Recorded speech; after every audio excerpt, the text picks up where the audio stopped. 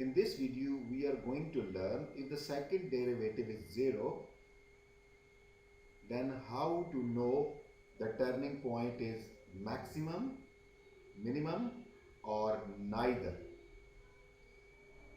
We are already familiar that if second derivative is greater than 0, that is second derivative is positive, in that case turning point is minimum point. If second derivative is less than 0, that is second derivative is negative, in that case turning point is maximum point.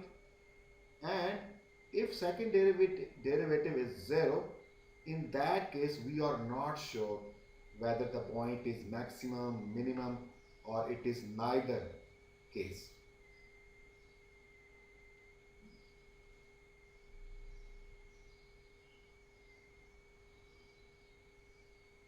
So when second derivative is 0, then second derivative would not help to conclude whether the point is maximum, minimum or it is neither maximum or nor minimum.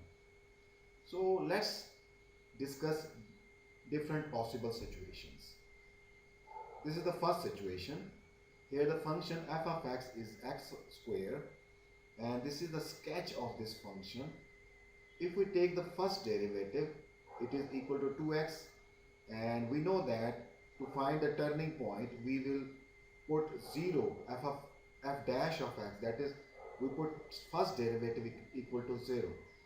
After solving this equation, this is the x coordinate of the turning point. X is equal to 0 is the turning point. It is the x coordinate of the turning point. And to understand whether this turning point x is equal to 0, it is maximum, minimum or neither, we will take second derivative. We will take the help of second derivative. So let's take this second derivative of this 2x. So second derivative is 2, which is positive. So when second derivative is positive, the turning point, which is x is equal to 0, is a minimum point. You can observe from the sketch as well.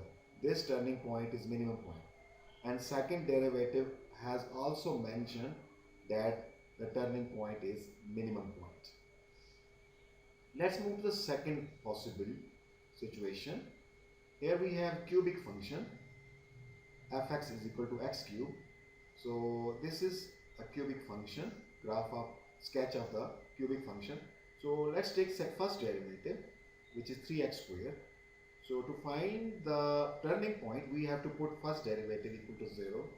After solving this, so this is the x is equal to 0 is again a turning point in this sketch as this function as well. So to know whether this turning point is a maximum, minimum or neither, we will take the help of second derivative.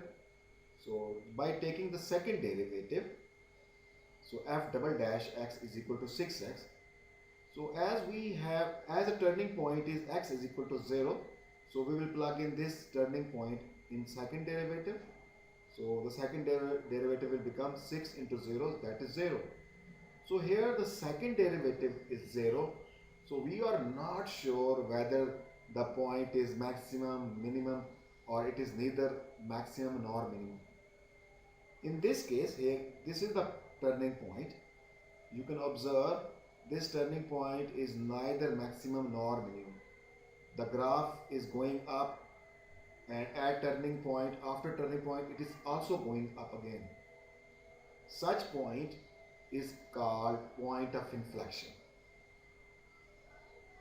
Let's take the third case now. F of x is equal to x power 4.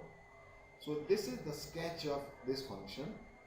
In a similar way, to find the turning point, we will find first derivative, then put that first derivative equal to 0. After solving, the turning point is x is equal to 0. Now to know whether this turning point is maximum, minimum or it is a point of inflection, we will take the help of second derivative.